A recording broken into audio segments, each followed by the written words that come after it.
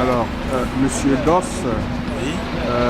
voulez-vous vous présenter et ensuite présenter votre organisation et l'objectif de cette marche que vous organisez? Ça va, et je suis Doss Ba, connu sous le nom de Doss Ba, et je suis de la fraternité guinéenne, vice-président de la fraternité guinéenne, et je vis en Angleterre ici, d'originaire de la Guinée-Conakry. Et la raison pour laquelle nous sommes ici aujourd'hui, c'est par rapport aux atrocités que subissent nos frères et sœurs en Libye. Et donc on a jugé nécessaire qu'on ne pouvait pas s'asseoir, ne pas réagir.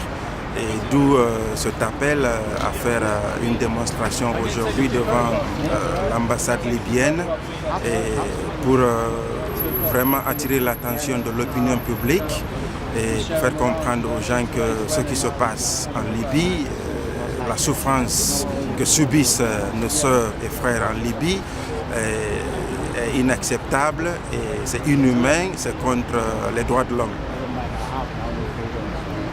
Est-ce que cette situation était méconnue avant la révélation de la station de télévision CNN? Pas du tout. Selon les informations qu'on a reçues, c'est bel et bien connu, c'était bel et bien connu par la communauté internationale et aussi par nos leaders africains. Parce qu'on a eu des révélations depuis 2011, ça se passe. Et on a eu aussi à contacter des victimes qui nous ont dit que il y a eu quelques fois où l'opinion internationale est venue les voir dans les camps de concentration, mais qui n'ont pratiquement pas fait grand-chose. Et donc c'était bel et bien connu par la communauté internationale et aussi par les leaders africains. Et particulièrement votre organisation, qu'est-ce qu'elle a pu faire depuis 2011 et qu'est-ce qu'elle prévoit de faire après cette révélation d'atrocité? Bon, pour préciser, mon organisation n'a pas su ce qui se passe en Libye depuis 2011. On vient de le savoir au même moment que toute autre organisation ou pas mal de personnes.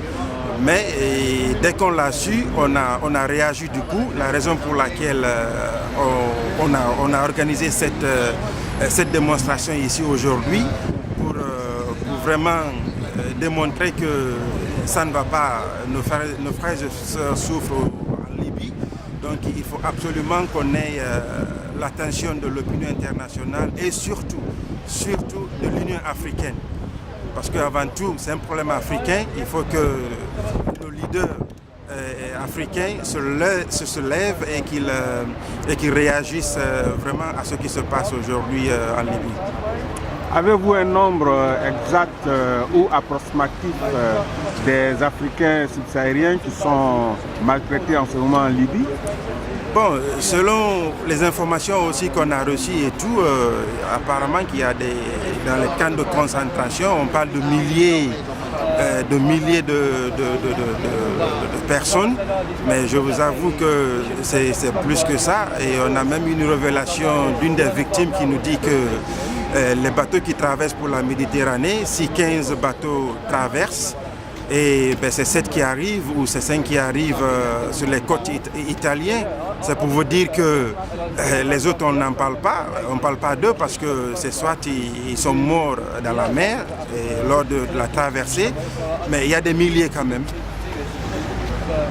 Ok. Est-ce qu'au niveau de Londres ou bien au niveau de la Grande-Bretagne, vous prévoyez quelque chose d'envergure après cette marche qui est certainement votre première initiative après la révélation de la vente des esclaves africains noirs en Libye? Si je comprends bien, vous demandez de l'impact que ça va avoir. Tout à fait.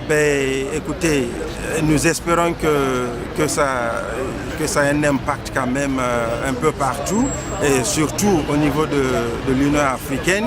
Et si vous voyez aujourd'hui que nos frères et sœurs sortent de leurs pays respectifs vers l'Occident, c'est parce que ça ne va pas au pays. Ça ne va pas au pays. Donc ils doivent vraiment, l'Union africaine doit se donner la main pour qu'ils puissent vraiment aider la population en termes de boulot et puis aussi supporter la population à ce que la jeunesse africaine n'ait pas tellement l'envie de sortir de notre continent parce que c'est pas la rose non plus dans l'Occident.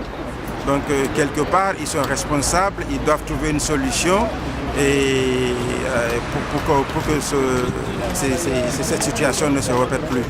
Un appel?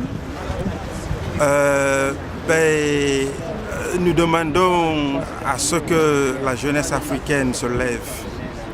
Comme on le dit, trop c'est trop. C'est-à-dire nous sommes la génération de demain, l'avenir de demain. Et si nous ne nous levons pas aujourd'hui, ça va répercuter sur nos enfants. Donc j'appelle toute la jeunesse africaine de se lever. Et à partir de maintenant, il faut qu'on ait un système en place où on va répondre aux problèmes de tout pays africain. Pas seulement un pays et un seul pays. Si quelque chose arrive aujourd'hui dans un pays en Afrique, que toute la jeunesse africaine se lève, qu'on dise trop c'est trop, il faut qu'il y ait un changement. Donc j'appelle vraiment la jeunesse à réagir. Merci. Merci.